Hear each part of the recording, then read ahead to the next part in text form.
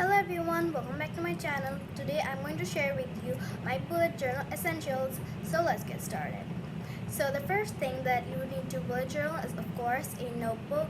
Now I prefer dotted notebook, but really you could use any notebook you want. But I think that for beginners it's a really good place to start with because the dots will help you draw your line straight and it will help you to divide all of the different sections and make sure things are equal. So a good place to start off is the Archer and Olive notebook. This has been my favorite notebook that I have ever used. I really like that the pages are super thick. It's 160 GSM, and my previous notebook, which was the Scribbles That Matter, that was only 100 GSM. So the pages are so thick that you can even use watercolor or gouache in your bullet journal.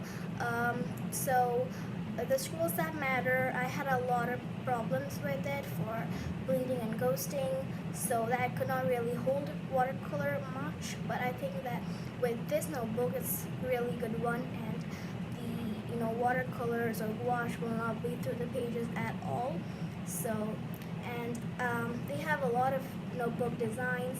My one is this red leaf notebook, so it has this leaf pattern with a gold foil, and I think that what makes this notebook extra special are the edges of the notebook. As you can see that it's a gold foil all on the notebook, which is just makes it so fancy, and I love this so much. And I think that this might be one of my most favorite notebook brands that I've ever tried. So now, before I go in with a fine liner for my doodles, I like to sketch with a pencil. And my favorite pencil is an H pencil. So this is an H pencil because when you are doodling, of course, after sketching, you are of course going to erase it all out because you don't want to leave any pencil marks. So I think that an H pencil would be a great one to use.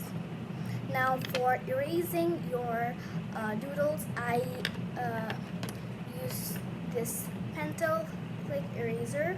So this is the area we're going to click it down. So it will go inside, and then you have to click it upwards so that way it will go up like that. So this is almost finished, but after I finish this one, I have another one that is in the color purple. This one is the pink one, and I really like this one. And for fine liners, I like to use my Sakura Pigma Micron in the 03 and the 05 fine liners. What I like about these is that these are waterproof, so after they have dried, once you use watercolor over top of it, it will not smudge, or the color won't be a bit dull after you use watercolor over them. So these two are my favorites. And then for brush pens, I like to use the Tombow Fudenosuke Heart Tip brush pen. So it's great for calligraphy, and especially in a bullet journal because you don't need very thicker calligraphy. So it's a nice pen for bullet journals. And then a must-have for my bullet journal is a white pen. So I use this.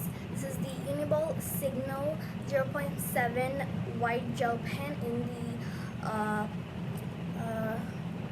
creamy white. So I use this to cover up any mistakes. And what I like about white pens is that you can be really precise with your correction, as it's a pen, so you can really go very in detail with it and really correct things nicely. And then for markers, I use the Crayola Super Tips markers. These markers are some of my most favorite markers, and something that I would really recommend for a beginner. So as you can see, they have lots of colors I got the 50 pack, but they have more larger packs like 100 pack as well. But yeah, these are super cheap. Like for a 50 markers, I think that the cost was around $10 to $15, and you get a wide variety of colors over here. And yeah, that's it for this video. Thank you so much for watching. Bye.